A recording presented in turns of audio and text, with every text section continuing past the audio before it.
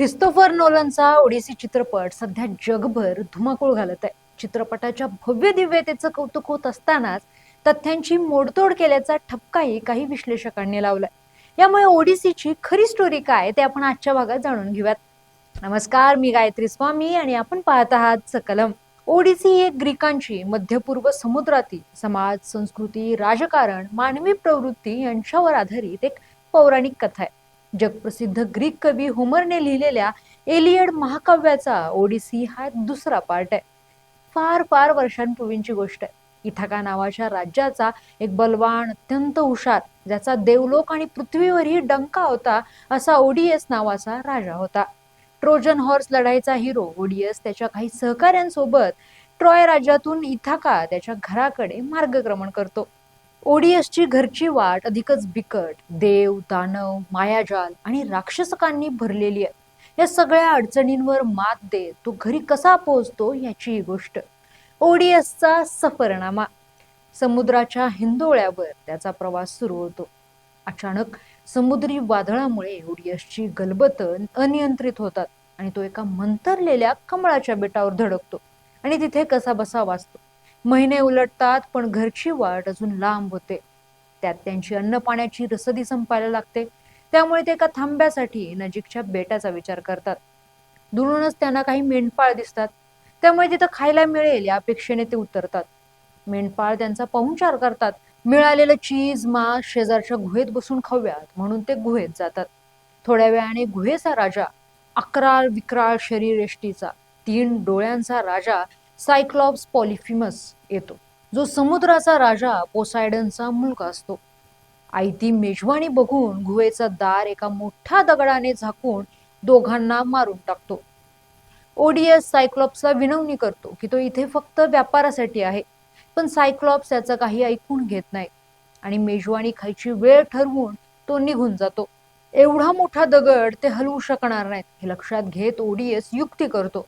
जेव्हा सायक्लॉप्स त्याची मेजवानी म्हणजे ओडियसच्या मृत सहकाऱ्यांना खायला येतो, तेव्हा तो सायक्लॉप्सला गोडी गुलाबीने वाईन पाजतो आणि जेव्हा सायक्लॉप्सला झिंग येते, एका टोकदार लाकूड ओडियस सायक्लॉप्सच्या डोळ्यात घुसवून त्याला आंधळ करतो.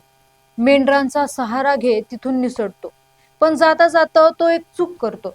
स्वतःची खरी ओळख तो सायक्लॉप्सला सांगतो आणि सायक्लॉप्स त्याचा पिता पोसायडन, जो समुद्राचा देवता आहे, त्याला ओडियसचे नाव सांगतो. आपल्या मुलाला आंधळ केल्यामुळे खवळलेल्या पोसायडन देवता ओडियसला शाप देतो की पुढची 10 वर्ष तुला घरी जाण्यासाठी फरफट करावी लागेल. ओडियसचा प्रवास सुरू राहतो. वाटेत तो प्रचंड ताकदवर राक्षस, नरभक्षक यांच्याशी सामना करत देवकन्या सर्सीच्या राज्यात पोहोचतो.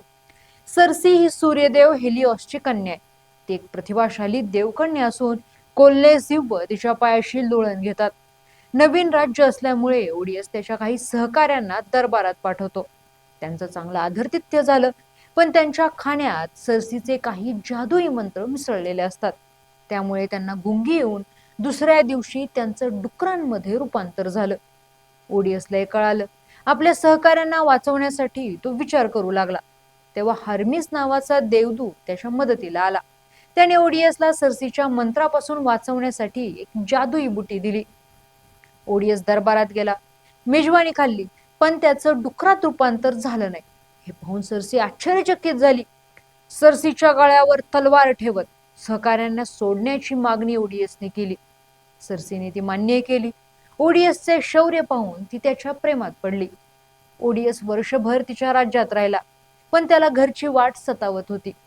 सर्सीने त्याची घालमेल पाहून घराकडे निघायच्या अगोदर एक अंडरवर्ल्ड बेटावर जाऊन तिथे काही तंत्रमंत्र विधी केल्यानंतर डेथ स्पिरिटने सूर्यदेव हेलिओसच्या गुरांचे रक्षण केल्यास घरची वाट सापडेल असं सांगितलं. ओडियस पुन्हा प्रवास सुरू करतो.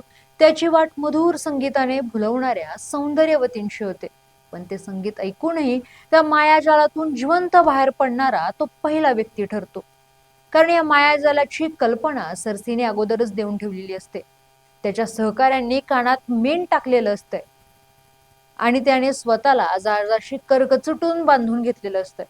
पण त्याच्या या कृतीमुळे त्या बेटावरील मधुर संगीताने भुलवणाऱ्या सर्व सौंदर्यवती मृत होतात. पुढे तो 6 तोंडी समुद्री राक्षस वर्लपूलच्या कचाट्यातूनही सुटतो. पुढे तो सूर्यदेवाच्या गुरांच्या बेटावर पोहोचतात. पण थकल्या भुकेलेल्या सहकाऱ्यांनी ओडीएसची आज्ञा मोडून गुरांची मेजवानी सोडतात. ओडीएसला हे कळाल्यावर त्याला फार दुःख होतं. घरची वाट सापडणारच नाही अशी निराशा असतानाही तो प्रवास सुरू ठेवतो. पण हे कळताच चिडलेल्या सूर्यदेवाने त्याच्या जहाजाला वादळात अडकवतो. त्याचे 2 तुकडे होतात. त्याचे सर्व सहकारी मारले जातात. तो एकटा एक लाकडाच्या तुकड्यामुळे कसा बसा वाचतो आणि कॅलिप्सोच्या बेटावर पोहोचतो. कॅलिप्सो ही एक अप्सरा, समुद्र देवता टायटन ॲटलासची मुलगी असते.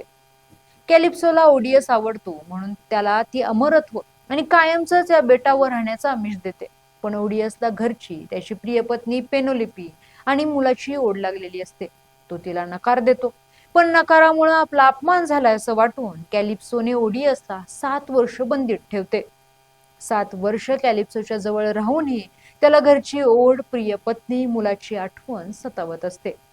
त्याची घालमेल ओळखून बुद्धी, कला आणि युद्धाची देवी अथेना, देवांचा राजा ज्युएसच्या मदतीने ओडीएसला कॅलिप्सोच्या जाळ्यातून सोडवते. अखेर समुद्राच्या लाटांना मागे सारत त्याचं 20 वर्षापासून भरकटलेलं गलबत त्याचं घर इथाका राज्याला भेटतं. या प्रवासात त्याने त्याच्या कर्तृत्वाचे गोडवे ऐकलेले असतात. पण गमावलेल्या सहकाऱ्यांच्या नसण्याने तो व्याकुळी झालेला होता. त्याच्या राज्यात पोचल्यावर पाहतो तर काय, ट्रोजन हॉर्स वॉर जिंकलेल्या राज्यात अनागोंदी माजलेली असते. अशातच तो एका भिकाऱ्याचा वेश धारण करून प्रवेश करतो. त्याची पत्नी पेनोलिपी, जी त्याच्या वाटेकडे डोळे लावून बसलेली असते. त्याचा मुलगा, जो त्याचा शोध घेत असतो. त्यांच्याशी अखेर त्याची भेट होते.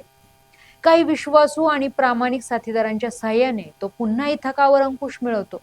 सो ही गोष्ट फक्त ट्रोजन हॉर्स हिरो ओडीएसची नाहीये, तर घरची ओढ, पत्नीवरचं प्रेम, पितृसुखाच्या ओढीने खडतर प्रवास करू शकणाऱ्या, या क्षुल्लक वाटणाऱ्या या मानवी सुखासाठी अमरत्व नाकारलेल्या माणसाची गोष्ट आहे.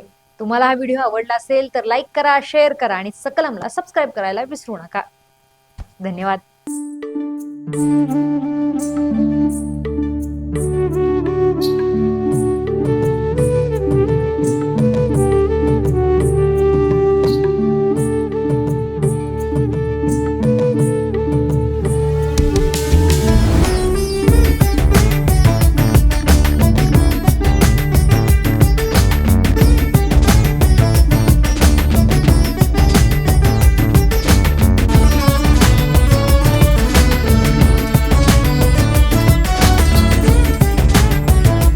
जुन्या कोल्हापूरची परंपरा, नव्या कोल्हापूरची पसंती. Chandrarup cloth stores, Lakshmi road, Kolhapur.